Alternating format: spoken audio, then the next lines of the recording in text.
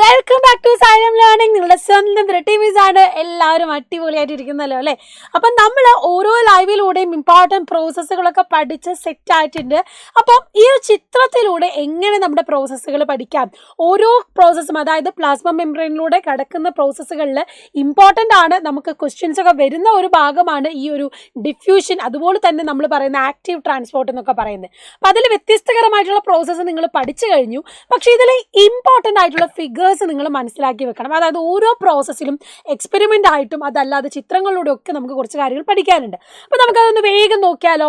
ഒന്നാമതായിട്ട് നമ്മൾ normal diffusion പഠിക്കുന്നുണ്ട് അല്ലേ? ഓസ്മോസിസ് നിങ്ങൾ പഠിച്ചു കഴിഞ്ഞു. വാട്ടറിൻ്റെ മൂവ്മെൻ്റ് ആണ് എന്ന് നമ്മൾ കഴിഞ്ഞ വീഡിയോസൊക്കെ പ്രൊവൈഡ് ചെയ്തപ്പോൾ നിങ്ങൾ കണ്ടതാണ്.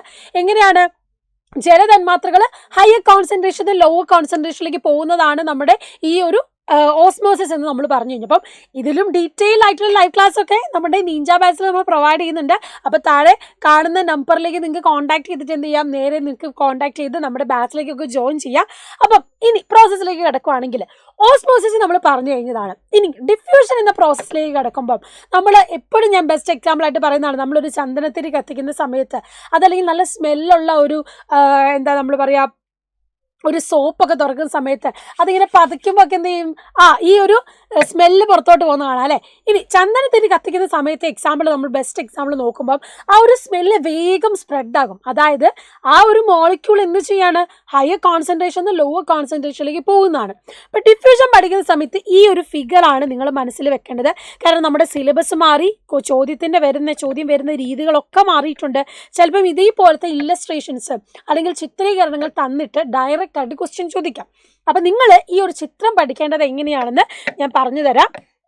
നമ്മൾ പറഞ്ഞു ഡിഫ്യൂഷൻ എന്ന് പറയുമ്പോൾ എന്താ സംഭവിക്കുന്നത്, ഹയർ കോൺസെൻട്രേഷനിൽ നിന്ന് ലോവർ കോൺസെൻട്രേഷനിലേക്കാണ് ഈ ഒരു മോളിക്യൂള് ചലിക്കുന്നത് അല്ലേ? കൂടിയ ഗാഢതയിൽ നിന്ന് കുറഞ്ഞ ഗാഢതയിലേക്കാണ് എന്ത് ചെയ്യുന്നത്, ഓക്സിജന്റെ തന്മാത്രകൾ മൂവ് ചെയ്യുന്നതെന്ന് നമ്മൾ പറഞ്ഞു. ഇവിടെ നിങ്ങൾ ആലോചിക്കണം, ഡിഫ്യൂഷൻ നടക്കുന്നതിൻ്റെ ഏറ്റവും ബെസ്റ്റ് എക്സാമ്പിൾ നമ്മൾ പഠിക്കേണ്ടത് ആരെ പറ്റിയിട്ടാണ്, നമ്മുടെ ഈ ഒരു ഓക്സിജൻ ആണ് എന്ന് ആലോചിക്കുക. ഒന്നാമതായിട്ട് ഈ ഒരു ചിത്രം കാണുമ്പോൾ മനസ്സിലാക്കേണ്ടത് ഓക്സിജന്റെ ട്രാൻസ്പോർട്ട് അല്ലെങ്കിൽ കാർബൺ ഡൈ ഓക്സൈഡ് ട്രാൻസ്പോർട്ട് ഡിഫ്യൂഷനിലൂടെയാണ്. രണ്ടാമത്തെ കാര്യം നിങ്ങൾ മനസ്സിലാക്കേണ്ടത് എന്താണ്, ഇവിടെ നിങ്ങൾക്ക് കാണാൻ കഴിയുന്നത് ഒരു സെൽ മെംബ്രെയിൻ ആണ്. അതായത് എന്താണ്, കോശസ്തരം. നമ്മൾ സാധാരണയായിട്ട് പഠിക്കുന്ന പ്ലാസ്മ മെംബ്രെയിൻ അല്ലെങ്കിൽ സെൽ മെംബ്രെയിൻ എന്ന കോശസ്തരമാണ് കാണുന്നത്. ഇതിന് ഉള്ളിലാണെന്ത്, കോശദ്രവ്യം. അപ്പം സെല്ലിന് പുറത്താണ് കൂടുതൽ കോൺസെൻട്രേഷൻ, സെല്ലിൻ്റെ ഉള്ളിലാണ് കോശദ്രവ്യത്തിലാണെന്ത് കുറഞ്ഞ കോൺസെൻട്രേഷൻ. അങ്ങനെ ഹയറിൽ നിന്ന് കുറഞ്ഞതിലേക്ക് പോകുന്നു. ഈ ഒരു പ്രോസസ്സിനെയാണ് നമ്മൾ എന്ത് പറയുന്നത്, ഡിഫ്യൂഷൻ പ്രോസസ്സ് എന്ന് പറയുന്നത്. അപ്പം ഇതേ രീതിയിൽ ചിത്രം തന്നിട്ട് ചോദിക്കാം. അപ്പം ഗാഢത കൂടിയ ഭാഗത്തു നിന്നും കുറഞ്ഞ ഭാഗത്തേക്കുള്ള തന്മാത്രകളുടെ ഒഴുക്ക്, കോൺസെൻട്രേഷൻ അല്ലെങ്കിൽ movement of molecules from higher concentration to the region of lower കോൺസെൻട്രേഷനാണ് നമ്മൾ ഡിഫ്യൂഷൻ എന്ന് പറയുന്നത്. സിമ്പിളായിട്ട് ചിത്രം പഠിക്കാം. ഇതേപോലെ തന്നെ സെയിം ആയിട്ടുള്ള ഒരു ചിത്രമാണ് നമുക്ക് ഫെസിലിറ്റേറ്റഡ് ഡിഫ്യൂഷനിലും പഠിക്കേണ്ടത്. പക്ഷെ അവിടെ നിങ്ങൾ ആലോചിക്കേണ്ട 2-3 പോയിന്റ് എക്സ്ട്രാ ആയിട്ട് വരുന്നുണ്ട്. അപ്പോൾ നിങ്ങൾ ചിത്രം ആലോചിക്കുമ്പോൾ ഇവിടെ നിങ്ങൾക്ക് കാണാൻ കഴിയും, ഇവിടെ നമുക്ക് എന്ത് കാണാം, സെൽ മെംബ്രെയിൻ കാണാൻ കഴിയുന്നുണ്ട്. അതായത് നമ്മുടെ കോശസ്തരമുണ്ട്.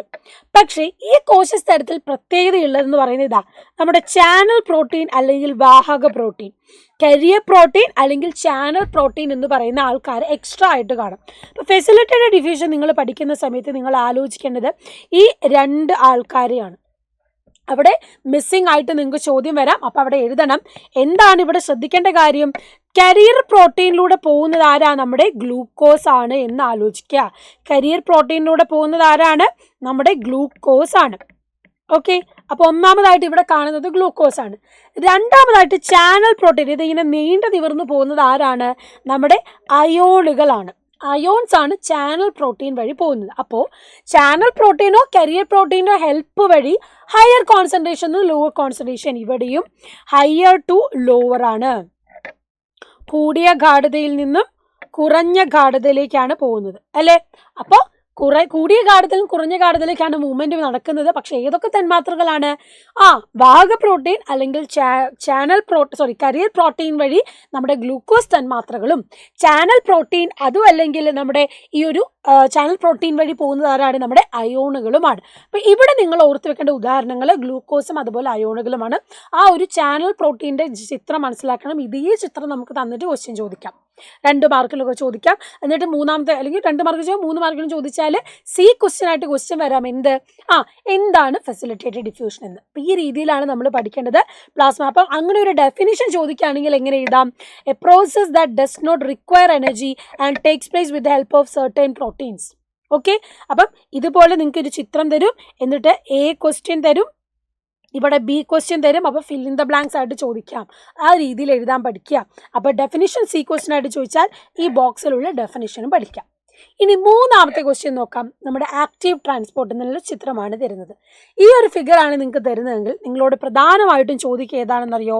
ഈ ATP ഇവിടെ തരില്ല, അല്ലെങ്കിൽ ATP ഇവിടെ തരാതെ എന്താണ് ഇവിടെ ആവശ്യമെന്ന് ചോദിക്കും. അതുമാത്രമല്ല ഈ ഒരു പ്രോട്ടീൻ്റെ കാര്യവും ചോദിക്കും. ഇങ്ങനെ ഫില്ലിംഗ് ദ ബ്ലാങ്ക്സ് ആയിട്ട് ചോദിക്കും. ആൻഡ് ഇവിടെ ആരുടെ ട്രാൻസ്ഫർ ആണെന്ന് കാണിക്കുന്നത്? സോൾട്ടിൻ്റെ ട്രാൻസ്ഫർ അല്ലെങ്കിൽ ലവണങ്ങളുടെ കൈമാറ്റമാണ് കാണിക്കുന്നത്. ഇവിടെ എന്തൊക്കെയാണ് എക്സ്ട്രാ പോയിന്റ് ആയിട്ട് വരുന്നത്? എനർജി അല്ലെങ്കിൽ ഊർജം വരുന്നു, അല്ലേ? എനർജി അല്ലെങ്കിൽ ഊർജം വരുന്നു. രണ്ടാമത്തെ പോയിന്റ് എന്ന് പറഞ്ഞാൽ ATP, അല്ലേ? ഈ എനർജി എന്ന് പറയുന്നത് ATP ആണ്. അതുപോലെ മൂന്നാമത്തെ പോയിന്റ് എന്ന് പറയുന്നതോ ഇവിടെ ആരുണ്ട്? സർട്ടേൺ കരിയർ പ്രോട്ടീൻസ് ഉണ്ട്. കരിയർ പ്രോട്ടീൻസ് ഉള്ളത് കൊണ്ട്, വാഹക പ്രോട്ടീൻ ഉള്ളത് കൊണ്ടും ഇത് ഈ ഒരു കാര്യം നടക്കുന്നത്. മൂന്നാമത്തെ പോയിന്റ് വളരെ സ്പെസിഫിക് ആയിട്ട് ഓർത്ത് വെക്കുക.